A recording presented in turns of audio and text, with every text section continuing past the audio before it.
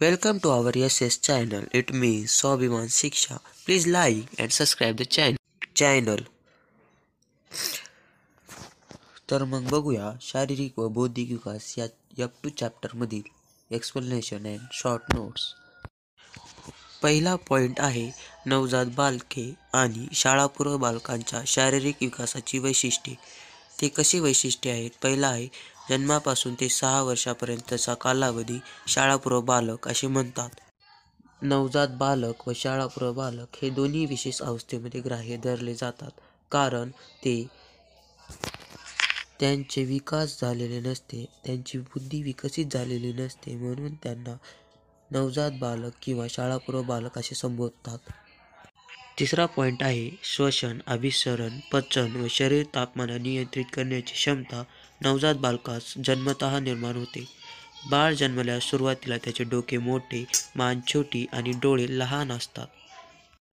शाळापूर्व बालकांना फारसा कशाचा ताण नसतो. ते मोकळ्या मनाचे असतात, म्हणजे ते फ्रीली माइंडेड असतात.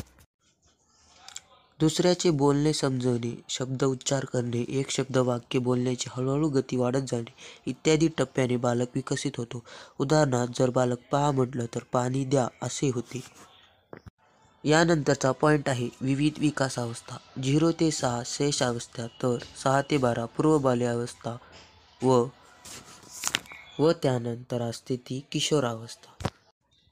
या तिन्ही अवस्थेचे डिटेल एक्सप्लेनेशन असे आहे. किशोरावस्था म्हणजे पूर्व बाल्यावस्था व उत्तर बाल्यावस्था. किशोरावस्थेमध्ये वाढीचा वेग हा मंद झालेला असतो. या अवस्थेमध्ये काही आजार सुद्धा होतात, जसे की काजण्या, गोवर, डाम्या अशा प्रकारचे आजार होतात. त्यानंतरची अवस्था आहे कोरमा अवस्था. ही अवस्था किशोरावस्थेत वाढीची प्रक्रिया झालेली असते. ती कोर्म अवस्था पुन्हा जलद होत असलेली दिसते. पायाची लांबी वाढते, त्यामुळे शरीराची उंची सुद्धा वाढते. आवाज बदलतो, मुले शक्तिमान दिसतात, आरोग्यदायी दिसतात. लैंगिक इंद्रिये आकाराने व शक्तीने विकास पावतात. शारीरिक लैंगिक वाढीचे मुलामुलींच्या वागण्यावर अनेक परिणाम होतात. लैंगिक भुकेची सुरुवात या अवस्थेपासूनच सुरू होते आणि तिचे समाधान यामध्ये सामाजिक बंधने येतात. असे वैशिष्ट्ये बालकामध्ये कोर्म अवस्थेत दिसून येतात. यानंतरचा पॉइंट आहे बालकाच्या शारीरिक विकासाची संधी.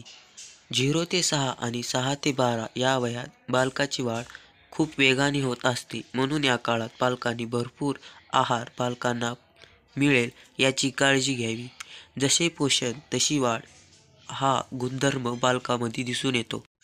बुद्धीमध्ये चंचलता वाढते, विविध कृती करायला आवडते, अशा काही संधी आहेत.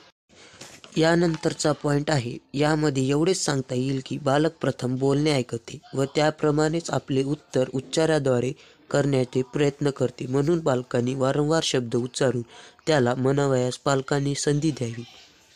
यानंतर आहे बालकाच्या शारीरिक विकासामध्ये पालक व शिक्षक यांची भूमिका.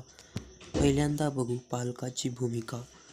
ती अशी आहे की शैशवावस्था, किशोरावस्था व कुमारावस्था. शैशवावस्थेमध्ये आहे बळजबरीने कोणते कार्य बालकास करावयास लावणे. तेवढी समज नसल्यामुळे बालकाच्या लेखन वाचन संबंधास अट्टहास करू नये. बालकांचा कारक विकास वाढवावा. तर किशोरावस्थेमध्ये असे आहे त्यांना खेळू द्यावे, हालचाल करणे अशा अनेक कृती करू द्याव्यात. लिहिणे, वाचणे, नृत्य करणे अशा कृतींना प्रोत्साहन द्यावे. हृदय, फुफ्फुसे यांची पूर्ण वाढ झाली नसल्यामुळे जास्त वेळ झोपू द्यावे. त्यानंतर आहे कुमारावस्था. पहिला पॉइंट उंची व वजन वाढते, म्हणून त्यांच्या आहारावर नियंत्रण ठेवावे. लैंगिक इंद्रिय आकाराने वाढतात, त्यामुळे त्यांचा स्वभाव बदलतो, त्याकडे तुम्ही दुर्लक्ष करावे. असे काही पॉइंट्स दिलेले आहेत. ही तर झाली पालकांची भूमिका. तर बघू आता शिक्षकांची भूमिका कशी आहे आणि त्या अवस्थेमध्ये शैशव, किशोर आणि कुमार अवस्थेमध्ये कशी आहे ते बघून घेऊया. पहिल्यांदा आहे शैशवावस्था. बालकाच्या हालचाली ओबडधोबड असतात, त्यांना योग्य मार्गदर्शन करून शिक्षकांनी नीट लक्ष द्यावे.